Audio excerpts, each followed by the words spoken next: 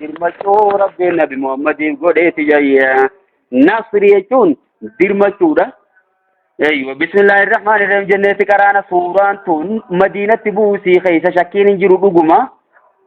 Ammaasi si jiru ergamaa keessa gara boodaa buute suuraan tun qaaxaroon ergamaa dhiyaachuutti himti janamma. Idhaa jaa jechuun yeroo dhufe nasrullahi dirmachuu rabbi hoggaasii dhufe je. والفتو يجوني فتي مكة إنجفنوني سوغاني في رفته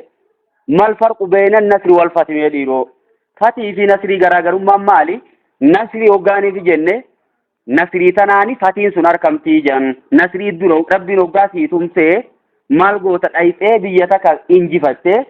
قابچو دندي سيچو وكا تنيفو إنجفنا غم فتشون إيسان دفا نصري خيسا باتي تچين سيچو تنمافو ربين دورا نصري دبته إذا جاء وقالوا نصر الله درمشون ربي وقاسي دفيا والفتح يجون إنجفنوني وقاسي دفته بيوتا الدنيا تنقبته يوخي فتين قدوم فتيتا مديرو فتي مكاتي مكة تنوقا إنجفت واني بكا مكاتنا تيجي النف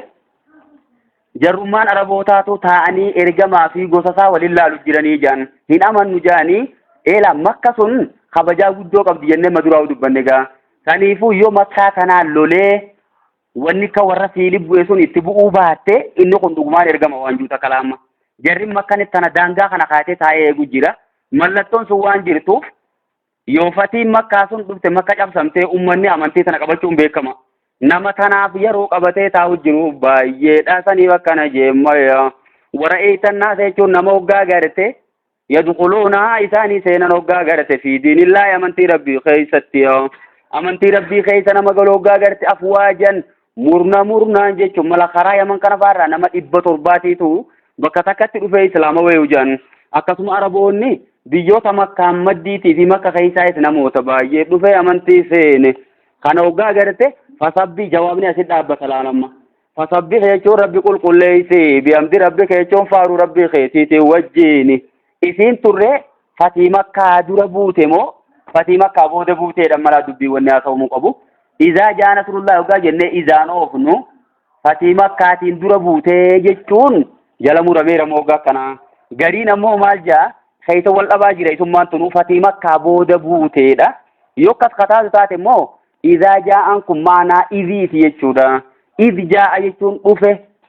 يوكي إذي معنا قديتي قد جاء يجون أفه يجودا إيغا فتيمة كاتيو جنة جمع أكتتس ديما جانكراني akal jam fasirtoonni ni izjaa jechuun dhufe nasrullahi dirmachuu rabbii dhufe yookiin qad jaa dhufe kunoo dhugumatti dirmachuu rabbii dhufe wal fatu jechuun imma makkaasi cabsamte kunoo makkaas injifatte qabatte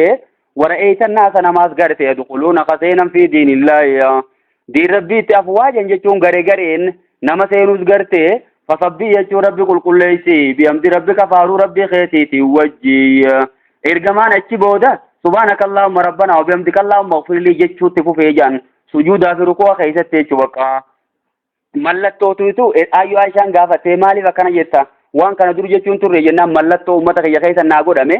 ملتو سنين اركين بقا كان يچو يگليا اسم انتو مال تيمتي اي قاطرون ارغما دياچو تيمتي چور وكا اما ولي دي ربي قل قليسي واستغفروا يچو ربي ارارم غافدو يا اما بدي مال قبديرو ارغمانغا dhuguma maquni waa hedduu jira badii qabaa odoon ta'in badii gurguddoo dhugaa nabiyyoonni ittuma hirmaatan tun beekama sanirraa qulqulluudha garuu immoo xiqqoo fooltiin takka jirti jechuudha sanuu immoo tabliiga waahii ummata geessuu keessatti odoon ta'in daawaa ummata godhuu keessatti odoon ta'in abasa wa tawallaa jennee laadhii hojii bira kunne waanuma kasakka isan fa'a afallaahu an kalimaazin tala'um jara munaafiqtootaa fa'aaf hayyama godhuu hafuu keessatti waan akkasii xixiqqoo jirtu san irrahaquu fi kana jechuun liyaghfira laka Allahu ma taqaddama min dhanbika wa ma ta'akhkhara jechuudha bakka sanii wajji waluma gala wastaghfiruhu jechuun rabbi araarama gaafadhu innahu kana tawwaaba ya rabbiin akkaan tawbaa namarraa qeebalaa ta'e warra tawbatu baay'ee jaalata jechuudha rabbiin amma duuba reegaa gariin ammoo tanan fudhannuu jaan ergamtoonni maafi mattuun hirmaatanii xiqqishollee dogoggorri isaan irraan argamuu hin fudhannu maal goona malee karaa ifii feene jijjiirra tun immoo ergamtoota kabanya odoo jaanuutu ergamtoota kijibsiisuu keessa jiraa jaan liyaghfira laka Allahu ma taqaddama kana meekamiin micciira yoo laallu akka rabbiin si araaramu ma taqaddama jechuun waan dabree jechuun dilii aadam baana jechuudha. Dilii aadamii fi duuba isaan akkana jaa wamaa ta'akhara jechuun taganaa haftellee jechuun dilii ummata keetii jechuudha. Tun imma gaa jara kaanii wajjin walit galuu taatimmayi eeyyuwa Yesuus Kiristoosii wanni rarraafameef dilii ummata hundaa maaruudhaaf sanii wajji waliin deemtu ture. Saniifuu ayata quraanaa gara biraa ofuurra zaahiruma irratti dhiifnee jechuudha. Gariin ammoo maal jaa haadha min baabii hasanaatul abraari sayyi'aatul muqarrabiinaa jedhan. Hasanaatul abraari jechuun toltuun abraartonni abraaraa fi muqarraba kamtu irra cima jarri. Muqarrabaatiitu irra cimaadha. Hasanaatul abraar jechuun toltuun warri gadii kun hojjetu. Abraar jechuun sadarkaa muqarrabtootaatii gadimma.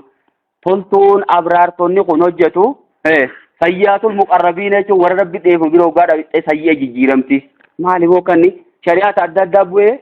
maal godhu waan kanaaniif rakkifnamma. Asumarra dhiiftee dilii gurguddoorraa janjumuurri walumaa galattuu jechuun bakka dilii gurguddoorraa akka jiranitti qulqulluudha ergamtoonni. Garuu immoo dogoggorri tokko kullu banii aadama qaxxaa'uun waqayrul qaxxaa'ina at-tawwaabuuna jira bakka dogoggorri tokko jira jechuudha. Kanuma immoo tabliiqa keessatti miti. Waahii rabbiirraa fiduu keessatti miti immoo. San keessatti akka dogoggora inumaa hin qabne jala muramee jira jechuudha.